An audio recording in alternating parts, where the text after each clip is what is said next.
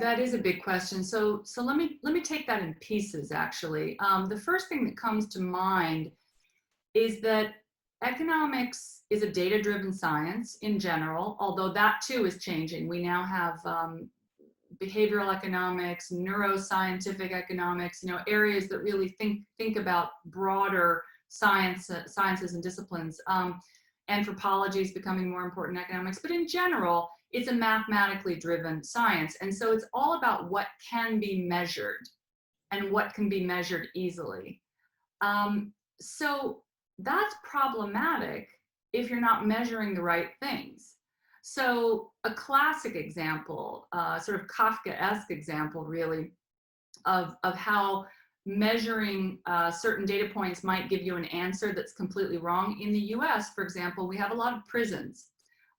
We don't have particularly good social safety nets. We have a lot of guns, and we have a lot of young African-American men in jail.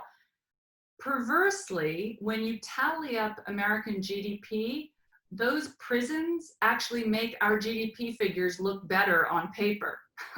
But if you go abroad to, say, France or Italy, Germany, one of the European countries that actually have a strong social safety net, a strong healthcare system, you might have, particularly with healthcare, you might have much better healthcare outputs that then actually increase productivity, decrease costs within the healthcare system.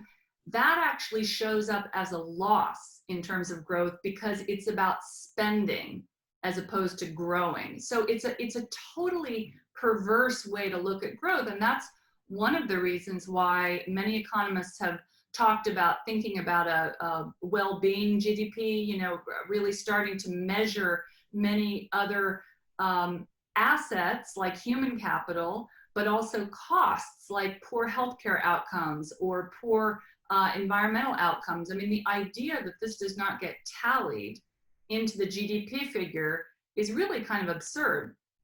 You also have, at this particular moment, you have a massive structural change happening in the global economy. So we are in the midst of what I would call a 100-year shift or so, where you're moving from an industrial economy, made up of things that you can see and touch and taste, into a digital economy, a virtual economy. And we're really only at the end of the beginning of that. The consumer internet, the phones, I don't have my phone with me, but everything that you're holding in your pocket as a consumer that has made people more efficient, made things speed up, created a certain amount of digital value, that's all now coming into the industrial space. We're not really measuring that. We're still measuring things coming off of factory floors. So there's a tremendous amount of value, but also many costs that are not being calculated. So on the one hand, these devices have made us all do things a lot more quickly. They've made us productive in some ways. Perhaps that productivity should be measured more accurately than it is. But there are also costs in the sense that the top companies that are producing now and holding most corporate wealth are creating fewer numbers of jobs. So there's a disconnection between corporate wealth and job creation. So again, Wall Street and Main Street get disconnected. We're not really measuring that either. I mean, climate change is just the kind of the big elephant in the room that we can all look around. I mean, I'm sitting in New York right now.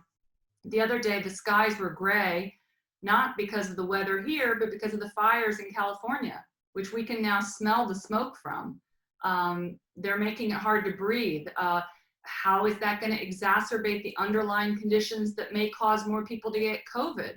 How is that going to affect our GDP in the short, mid, and longer term? I mean, I could go on, but you get the idea here. So the science is not, and again, I use the word science in quotation marks, is not really grappling with all of this yet. Although I will say, I think that there's been some interesting work at the OECD done in this respect. I attended a digital GDP conference in Washington a couple of years ago, and it was fascinating, the questions that were being raised from people from 120 different countries that were attending about how we need to radically rethink how we are calculating the basics of growth.